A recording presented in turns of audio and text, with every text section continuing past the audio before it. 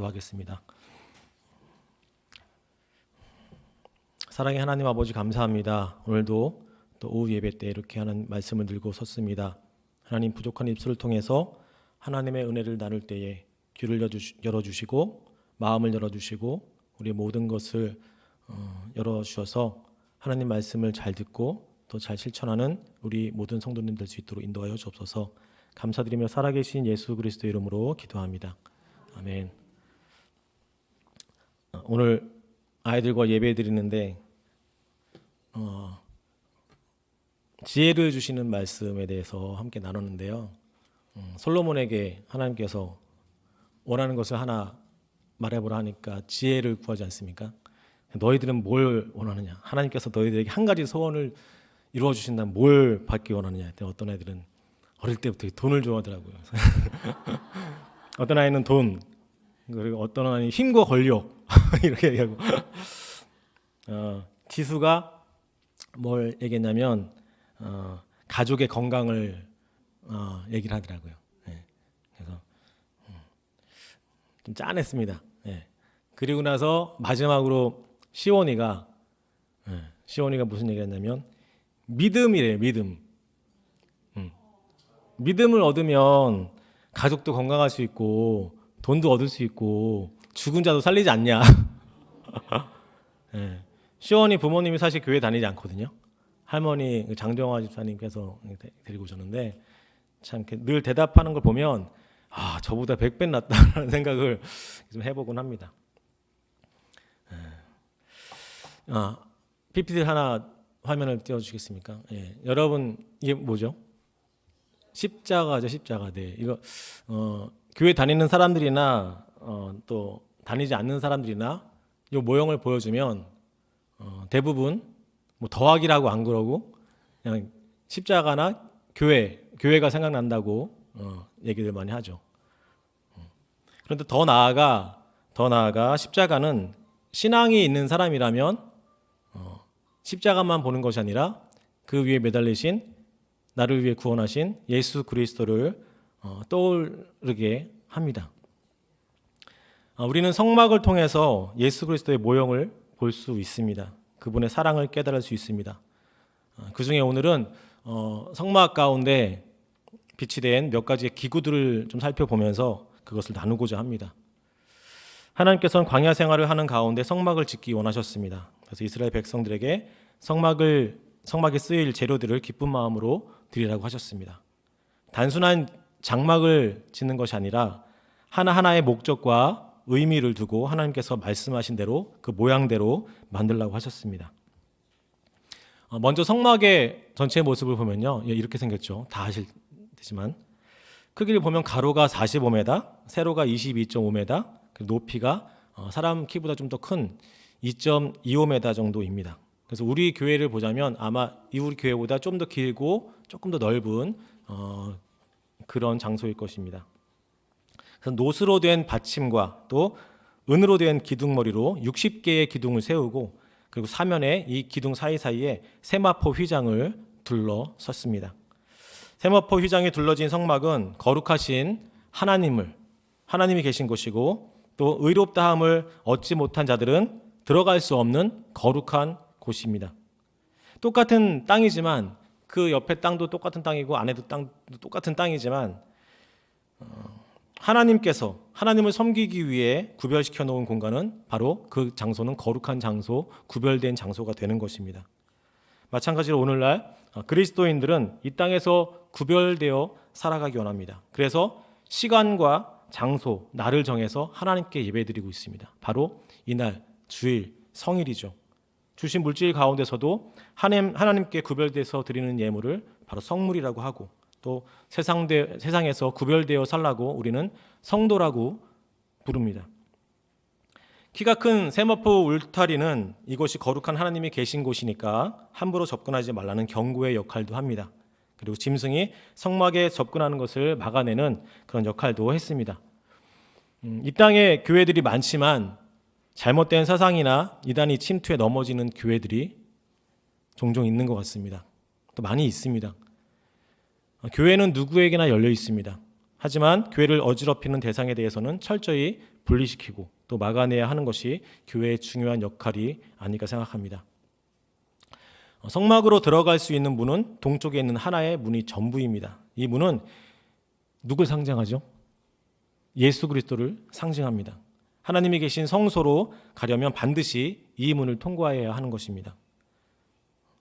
우리가 읽었듯이 성막의 문은 청색과 자색, 홍색, 또 가늘게 꼰 배실, 즉 흰색 실로 수놓아 있습니다. 청색은 예수 그리스도의 신성을, 또 자색은 왕이신 하나님을, 예수님을, 홍색은 십자가에서 희생하신 예수님을, 또 흰색은 예수님의 의와 부활을 상징합니다. 들어가는 문은 하나이지만 그 문은 꽤 넓습니다. 그래서 폭이 넓이가 8m 정도 된다고 합니다. 이처럼 누구든지 예수님을 믿기만 하면 구원을 받고 하나님 나라에 들어갈 수 있도록 하나님께서 만들어 놓으신 것입니다.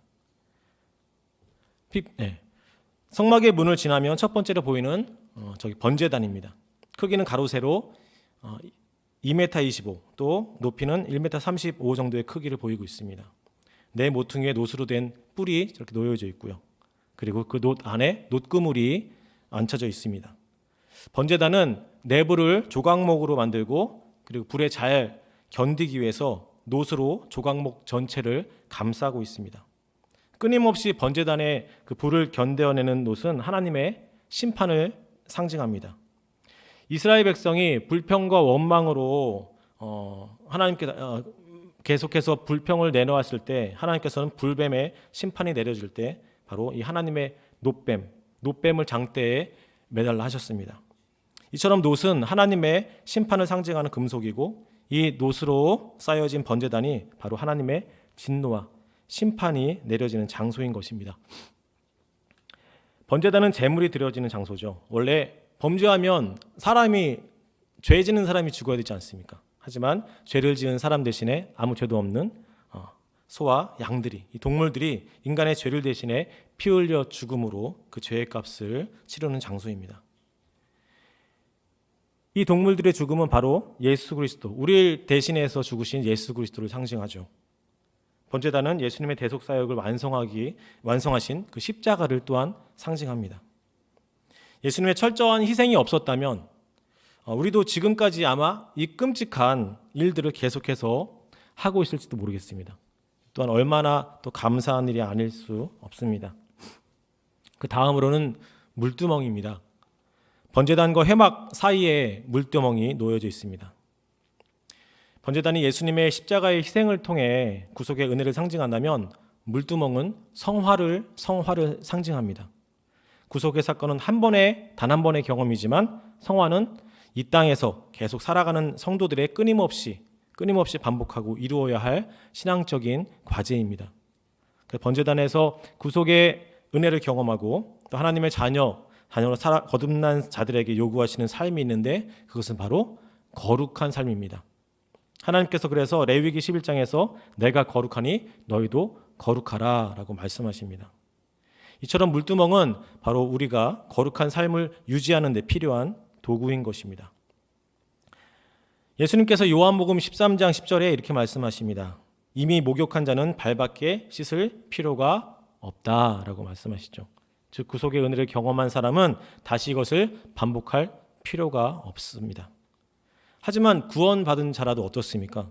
세상에 우리가 발을 딛고 사는 동안에는 우리가 알게 모르게 계속 죄를 짓기도 하고 또 그런 세속의 때를 묻기도 합니다. 그럴 때 우리는 물두멍에 가서 부지런히 손과 발을 씻고 닦아내야 합니다. 우리 디모데후서 2장 20절을 함께 읽겠습니다. 시작. 은그릇뿐 아니라 나무 그릇과 질그릇도 있어 귀하게 쓰는 것도 있고 천하게 쓰는 것도 있나니 그러므로 누구든지 이런 것에서 자기를 깨끗하게 하면 귀히 쓰는 그릇이 되어 거룩하고 주인의 쓰심에 합당하며 모든 선한 일에 준비함이 되리라. 아멘. 이처럼 깨끗하면 쓰신다는 거죠. 그것이 금그릇이 됐던 간에 나무 그릇이 됐던 간에 우리의 지금 상황이 어떠한지 모르지만 늘 하나님 앞에서 깨끗해야 합니다. 하찮은 그릇이라도 깨끗하면 하나님께서 쓰십니다. 약간의 상처가 있거나 쪼개진 것이 있더라도 깨끗하면 하나님께서는 고쳐서라도 쓰시는 것입니다. 그래서 우리가 직분이 있는 사람이라면 더더욱 수시로 더러워지지 않도록 죄를 깨끗하게 씻어내야 합니다. 물두멍의 재료는 여인들이 바친 놋거울을 사용했습니다. 이 물로 더러워진 손과 발을 씻었는데 이 물이 상징하는 것이 있습니다. 에베소서 5장 26절을 함께 읽겠습니다. 시작.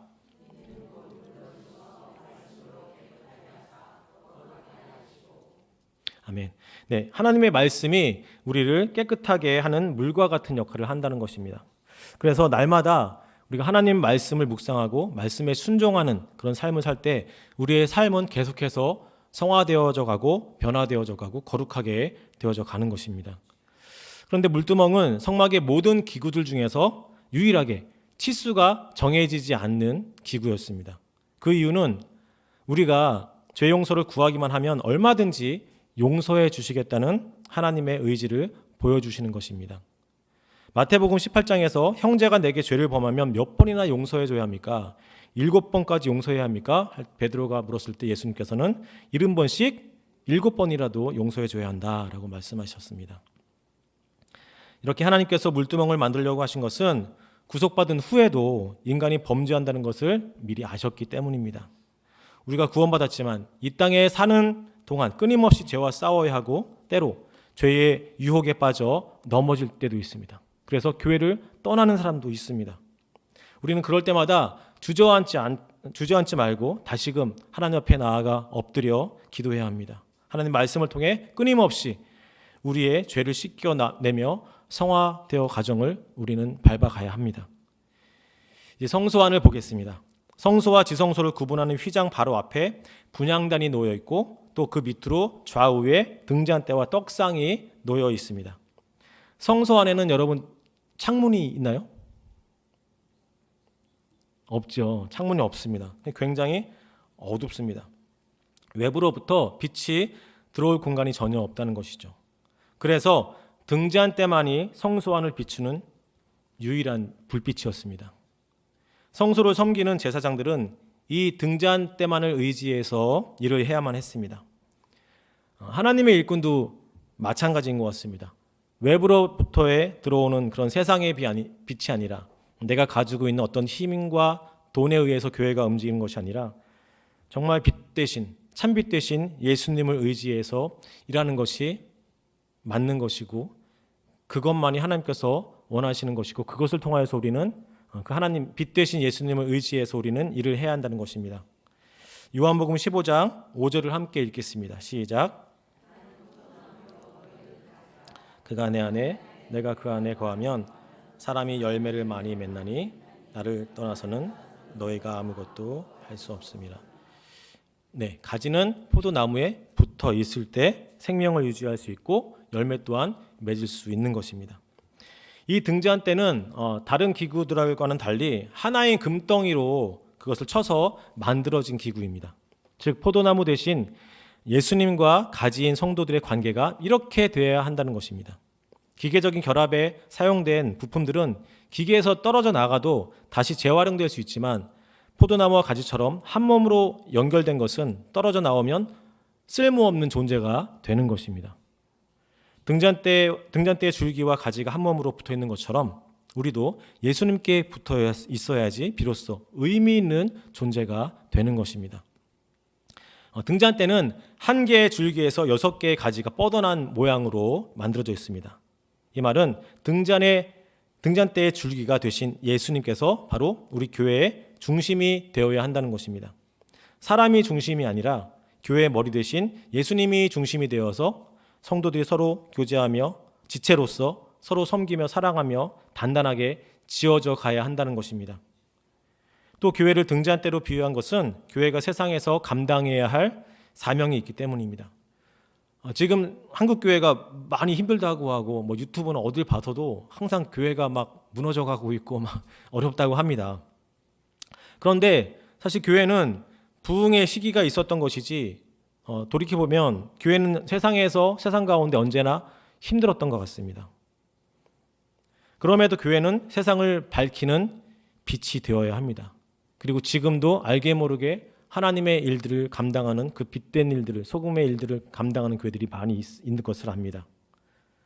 어두운 밤바다를 밝히는 등대와 같이 교회는 갈 바를 알지 못하는 헤매이는 사람들을 구원해내야 하고, 또 예수님을 전하고 마땅히 갈 길을 제시해 줘야 하는 것이 바로 교회인 것입니다. 등잔대 끝에는 7개의 잔이 있습니다. 여기에 기름, 감람유를 붓고 늘 꺼지지 않도록 제사장인 아론과 그의 아들들이 그 등불을 관리했습니다. 성경에서 기름은 성령을 상징합니다. 사도행전 1장 8절에 오직 성령이 너희에게 임하시면 너희가 권능을 받고 내 증인이 되리라 하고 말씀하셨습니다. 내 힘과 능력이 아니라 오직 성령의 충만함을 받아야 증인의 사명을 제대로 감당할 수 있습니다. 성령 충만 받지 않더라도 우리는 일을 할 수 있습니다. 하지만 하나님께서 기뻐하시고 원하시는 제대로의 일은 할 수 없다는 것이죠. 그래서 우리는 늘 성령의 도우심을 구해야 하고 성령 충만하기를 위해 기도해야 합니다. 그리고 성령의 열매까지 맺는 데까지 우리는 나아가야 합니다.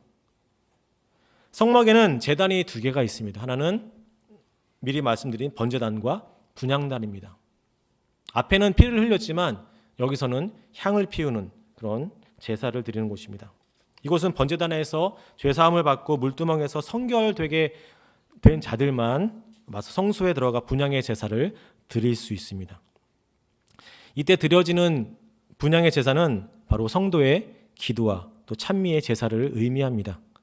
시편 141편 2절에 다윗은 이렇게 고백합니다. 나의 기도가 주의 앞에 분향함과 같이 되게 해달라. 또 히브리서 13장 15절에는 우리가 예수로 말미암아 항상 찬미의 제사를 하나님께 드리자라고 말씀합니다. 분향단은 하나님의 임재가 나타나는 언약궤 가장 가까운 곳에 놓인 그런 성소의 기구입니다. 그 이유는 성도의 가장 중요한 사명이 바로 하나님께 드려지는 분향의 제사이기 때문입니다. 제사장은 매일 아침과 또 저녁마다 분향단에 나가서 분향의 제사를 드려야 했습니다. 그렇기 때문에 그 향은 그 성소 안에 하루 종일 그 향이 머금고 있습니다.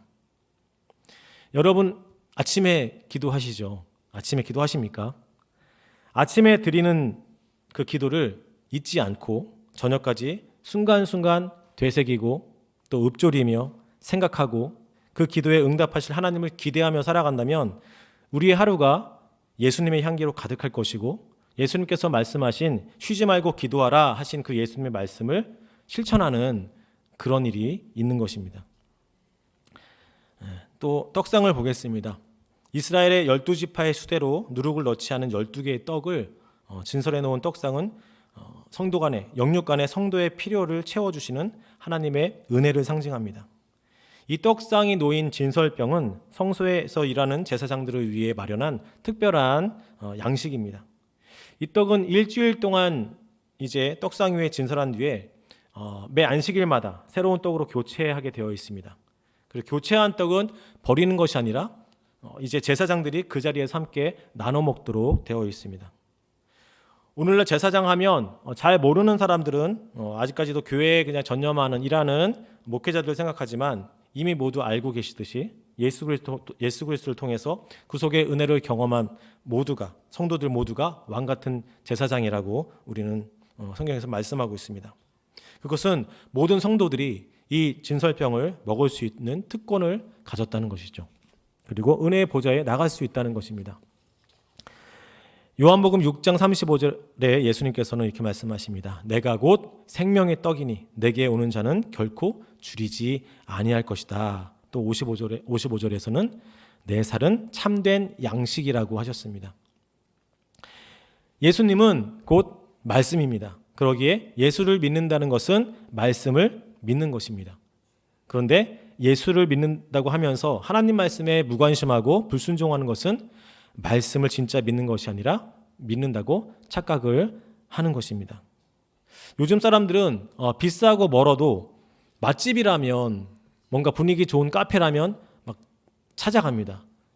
옛날처럼 차가 없는 때는 그렇게 하지 못했지만 차가 있기 때문에 어디든지 그곳이 서울이 아니고 멀어도 그곳을 달려가곤 합니다. 그래서 그 맛을 즐기기도 하고 또 블로그에 올리며 자랑을 하기도 하죠. 또 그 맛을 보고 행복해하고 또 너무 그 음식을 좋아하다 보니 살이 찌기도 합니다. 여러분은 지금 요즘에 무엇으로 살을 찌우고 계십니까? 네. 무엇으로 살을 찌우고 계십니까? 하나님의 말씀이 꿀보다 더 달다고 하는데 여러분들은 어떻게 생각하십니까? 동의합니까? 아멘. 네. 우리 교회 모든 성도님들이 이 꿀보다 더 단 말씀을 옛날 어느 광고에서도 말하듯이 뜯고 맛보고 또 즐기는 그래서 믿음이 장성한 분량까지 이르는 그런 모든 성도님들이 되시길 기대합니다. 그랬으면 좋겠습니다. 또한 이 떡상은 교제의 공간이기도 합니다. 일주일 동안 각자 맡은 사역에 분주하던 제사장들이 이 시간만큼 떡상에 모여서 함께 떡을 나누며 교제의 시간을 가졌습니다. 음식을 나눠 먹을 때 좋지 않습니까? 분위기가 항상 애들이군 어른들이군 이 음식 앞에서는 마음이 참 열리는 것 같습니다. 그렇게 하면서 대화를 이어가면서 또 때로는 받은 은혜를 나누기도 하고 간증을 하기도 하고 또 어려운 부분에서 기도 제목을 나누기도 합니다. 그래서 서로 기도해주며 서로 힘이 되어주는 그런 기쁨을 우리가 누리기도 합니다. 그래서 성도들 간의 교제는 너무나 귀하고 아름답습니다. 그래서 더욱더 우리가 서로 늘 하던 사람만 교제하는 것이 아니라 또 다른 사람을 사귀고 그 많은 교제가 하나님 안에서 이루어지길 소망합니다.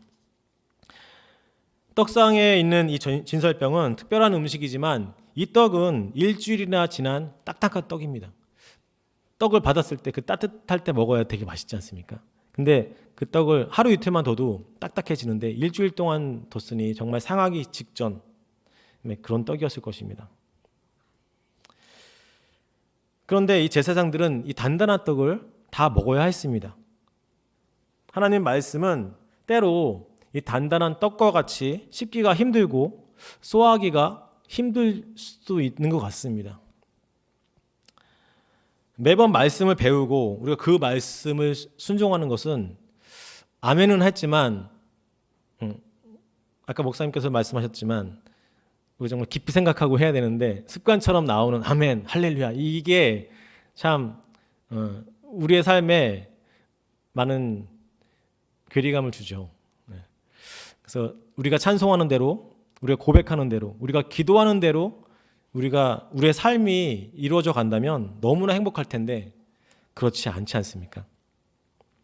그래서 하나님 앞에 그 말씀 앞에 순종하는 일은 참 쉽지 않습니다. 하지만 우리의 입맛과 상관없이 우리가 섭취해야 하는 필수적인 영양분이 있죠. 영양 요소가 있습니다. 그것을 늘 먹어야 하듯이 하나님의 말씀을 먹어야 우리는 살 수 있기 때문에 그 하나님의 말씀을 처음엔 억지로라도 소화를 해야 됩니다. 그렇지 않으면 우리의 영은 하나님과 점점 멀어지고 우리는 때로는 안타까운 일들이 벌어지기도 합니다. 말씀을 모르면 하나님을 알 수가 없습니다. 너무나 감사하게 우리에게는 성경이 주어졌습니다. 하지만 하나님을 모르는 세대가 범죄하고 또 하나님을 떠나 자기가 만들어 놓은 신을 섬기기도 합니다. 특별히 아이들과 또 젊은이들, 즉 다음 세대들이 성경을 읽고 말씀 앞에 서는 것은 너무나 중요한 일입니다. 그들에게 말씀이 우선되어져야 하고 또 그것이 습관이 돼야 합니다. 예수님도 습관을 따라 새벽에 기도하러 가셨다고 했습니다. 여러분에게 사랑하는 자녀가 있습니까? 또 손자, 손녀가 있습니까? 그렇다면 꼭 하나님의 말씀을 가까이 하게 해주는 좋은 습관, 또 거룩한 습관을 가질 수 있도록 여러분이 좀 도와주셨으면 좋겠습니다. 성경에 보듯이 많은 인물들이 하나님을 의지하는 지도자가 또 하나님 앞에 말씀 앞에 순종하는 지도자가 하나님의 역사를 이루어가는 것을 우리는 많이 볼 수 있습니다. 한 사람이 하나님의 사람으로 바뀌고 변화되면 은혜를 받으면 그 부서 또 그 가정과 그 교회는 변화될 수 있습니다. 계속해서 하나님께서 원하시는 그 한 사람을 통해서 계속해서 전달해 갈 것입니다. 그리고 그것을 넘어서 이 세상에 판을 뒤집기도 하는 그런 일도 충분히 일어날 수 있습니다. 그 한 사람이 하는 것이 아니라 그 사람을 변화시킨 하나님이 하시기 때문에 그것은 충분히 가능한 일입니다. 여러분이 또 여러분의 자손들 가운데 말씀 앞에 순종하는 그런 믿음에 헌신된 자녀들이 꼭 나오길 바라고 또 선한 영향력을 끼치는 멋진 리더가 나오길 소망해 봅니다. 오늘 언약궤까지 살펴보진 않았지만 지금까지 나눈 기구들을 하늘 위에서 바라본다면 어떤 모형이 될지 한번 우리가 한 번 더 클릭해 보시면 되겠습니다. 한 번 더 클릭을 해주시면 십자가의 모양이 저렇게 위에서 바라볼 때 저런 모형이 됩니다. 그래서 번제단, 물두멍, 등잔대, 떡상, 분향단까지 해가지고 위에 언약궤까지 이렇게 하면 위에서 바라보면 모형이 이렇게 예수님 십자가의 모형이 딱 나옵니다. 그 성막을 통해서 참 하나님께서는 우리에게 그냥 막 짓는 것이 아니라 하나의 위치 자체도 예수님을 바라보게 하시고 또 예수님의 모형을 성막을 통해서 우리에게 보여주십니다. 성막을 통해서 알 수 있는 것이 무엇입니까? 바로 하나님이 우리에 대한 이스라엘 백성들을 향한 사랑입니다. 그리고 우리를 향한 예수 그리스도의 끝없는 사랑을 저 성막을 통해서 우리는 배우게 됩니다. 이스라엘 백성들에게 성막이 없었다면 어땠을까요? 그들의 삶은 죄가 가득한 소망 없는 삶이었을 것입니다. 하지만 성막을 통해서 하나님께서 지키시고 함께 하신다는 것을 느꼈고 또 보호하시고 그들의 죄를 다시 한번 깨닫게 하시고 씻겨주시고 하나님만 바라볼 수 있도록 구름 기둥과 불기둥을 통하여서 계속해서 올바른 길로 나아갈 수 있는 것이 바로 성막의 역할이고 하나님께서 임재하신 그 성막이었습니다. 나를 즐겁게 하기 위해 많은 것들을 모으죠. 또 즐기죠. 또 쌓아갑니다. 하지만 우리가 그런 것보다는 내가 나 자신이 더 정결해지고 또 변화되기 위해서 내 옆에 하나님의 말씀을 두고 또 신실한 믿음의 사람들을 곁에 두고 또 선한 흔적들을 곁에 많이 둬서 어떤 것을 볼 때 이것이 예수님의 사랑이지. 저 사람을 통해서 하나님이 보이고 이 사람을 통해서 정말 내가 다시 믿음에 좀 힘을 내야지. 어떤 이런 모습들이 우리 안에 많았으면 좋겠습니다. 여러분 황금색은 떠올리면 뭐가 생각나세요? 솔직히 황금 황금 그럼 지금 오늘 이따가 장례식을 가야 되기 때문에 검은 옷을 많이 입으셨는데 어두운 색, 그렇죠? 검정색을 생각하면 뭐가 떠오르시나요? 네? 지옥. 네, 좀 안 좋은 것들 떠오르기 마련이죠. 죄가 떠오르지 않습니까? 죄. 그다음에 붉은색은 뭐가 떠오르십니까? 피. 정확히 말해야 됩니다. 예수님의 피. 예수님의 피. 흰색은 깨끗한 색은 성결, 거룩, 깨끗한 예수님의 깨끗한 의. 그리고 초록색은 여러분 뭐가 떠오르죠? 생명. 그렇죠. 나무가 자연이 떠오르죠. 초록색을 보면 성장한다는. 앞으로 여러분 색깔을 보실 때 붉은색을 보면 예수님의 피. 황금색을 보면 금을 샀어야 되는데 금을 이렇게 이게 아니라 내가 갈 천국.